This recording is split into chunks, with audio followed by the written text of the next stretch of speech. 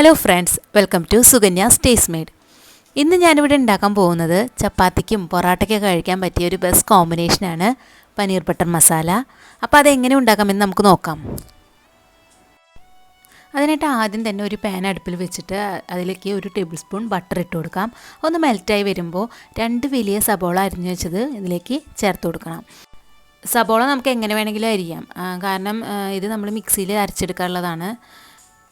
ഇനി അതിന് ശേഷം നമുക്ക് ഇതിലേക്ക് ഒരു മീഡിയം സൈസ്ഡ് ഇഞ്ചി, ഒരു ചെറിയ ഏലക്ക, ഒരു 4-5 വെളുത്തുള്ളി, പിന്നെ ഒരു 10-12 കാഷ്നട്ട്. ഇനി ഇതൊരു 5 മിനിറ്റോളം നമുക്കൊന്ന് വഴറ്റി കൊടുക്കാം. അതിനുശേഷം അതിലേക്ക് 1 ടേബിൾ സ്പൂൺ മുളക് പൊടി ആഡ് ചെയ്യണം. അതിൻ്റെ ഒരു പച്ചമണം മാറുന്നവരെ നമുക്കൊന്ന് വഴറ്റി കൊടുക്കണം. ഇനി ഞാൻ ഇതിലേക്ക് ചേർക്കാൻ പോകുന്നത് 3 തക്കാളി അരിഞ്ഞതും 1/2 ടേബിൾ സ്പൂൺ ഉപ്പും കൂടിയാണ്. ഒന്ന് നല്ലപോലെ മിക്സ് ചെയ്ത് കൊടുക്കുക. അതിനുശേഷം നമുക്കൊരു 5 to 6 മിനിറ്റ്സ് ഒന്ന് അടച്ചു വെച്ച് വേവിക്കണം. ഇപ്പോൾ ഒരു 5 മിനിറ്റ്സ് ഒക്കെ കഴിഞ്ഞിട്ടുണ്ട്. ഞാനൊന്ന് തുറന്ന് നോക്കട്ടെ. തക്കാളിയൊക്കെ നല്ലപോലെ വെന്തുണ്ട്. ഇനി നമുക്ക് ഗ്യാസ് ഓഫ് ചെയ്യാം. ഇതൊന്ന് തണുത്തതിന് ശേഷം നമുക്ക് മിക്സിയിൽ അരച്ചെടുക്കണം. ഇപ്പം ഞാനിതൊന്ന് അരച്ച് കൊണ്ടുവന്നിട്ടുണ്ട്. ഇനി ഒരു പാൻ ചൂടാക്കി അതിലേക്ക് 1 ടേബിൾ സ്പൂൺ ബട്ടർ ഇട്ട് കൊടുക്കുക. അതൊന്ന് മെൽറ്റായി കഴിയുമ്പോൾ അതിലേക്ക് നമ്മൾ അരച്ച് വെച്ചിരിക്കുന്ന ഗ്രേവി ഒഴിച്ചു കൊടുക്കണം. അതിനുശേഷം ഇതിലേക്ക് 1/2 table spoon garam masala, 3/4 table spoon kasuri methi, പിന്നെ കുറച്ച് മല്ലിയിലയും കൂടി ഞാൻ ചേർത്ത് കൊടുക്കുന്നുണ്ട്. ഇനി ഇതൊന്ന് മിക്സ് ചെയ്തെടുക്കുക. ഈ സമയത്ത് ഞാൻ ഉപ്പ് നോക്കിയപ്പോൾ കുറച്ച് കുറവ് പോലെ തോന്നി. അപ്പോൾ ഒരു 1/2 ടീസ്പൂൺ കൂടി ഉപ്പ് ഞാൻ ആഡ് ചെയ്യുന്നുണ്ട്. ഇനി ഇതൊന്ന് ഇളക്കി കൊടുത്ത് ലോ ഫ്ലെയിമിൽ ഒരു 10 മിനിറ്റ് കൂടി നമുക്ക് വേവിച്ചെടുക്കാം.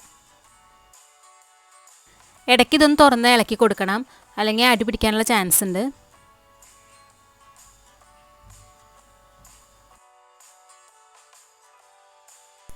ഇപ്പോൾ ഒരു 10 മിനിറ്റ് കഴിഞ്ഞിട്ടുണ്ട്. നമ്മുടെ ഗ്രേവിയിലത്തെ വെള്ളം ഏകദേശം വെറ്റിയുണ്ട്. അപ്പോൾ ഞാനൊരു 1/2 കപ്പ് വെള്ളം കൂടി ഇതിലേക്ക് ആഡ് ചെയ്യുന്നുണ്ട്. ഒപ്പം ഒരു 3/4 ടേബിൾ സ്പൂൺ പഞ്ചസാരയും. ഇവിടെ ഞാനൊരു 200 ഗ്രാമിൻ്റെ ഫ്രോസൺ പനീറാണ് എടുത്തു വെച്ചിട്ടുള്ളത്.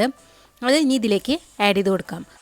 ഫ്രോസൺ പനീർ ആണെങ്കിൽ കുക്കിങ്ങിന് ഒരു 1/2 മണിക്കൂർ മുന്നേ ഇത് വെള്ളത്തിലിട്ട് വെക്കണം. എന്നിട്ട് വേണം നമുക്ക് ഇതിലേക്ക് ആഡ് ചെയ്യാൻ.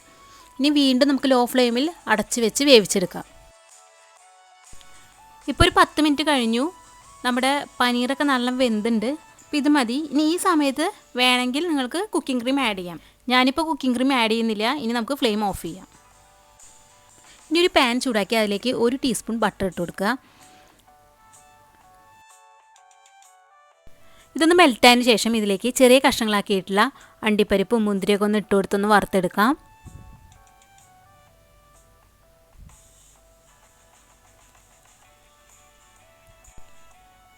ഇനി ഇത് നമ്മുടെ കറിയിലേക്ക് ഒഴിച്ചു കൊടുക്കാം. ഇനി അവസാനമായിട്ട് നമുക്ക് അതിൻ്റെ മുകളിൽ കുറച്ച് മല്ലിയിലയും കൂടി സ്പ്രെഡ് ചെയ്ത് കൊടുക്കാം. ഇത് ഇത്രയേ ഉള്ളൂ, നമ്മുടെ പനീർ ബട്ടർ മസാല റെഡി ആയിട്ടുണ്ട്.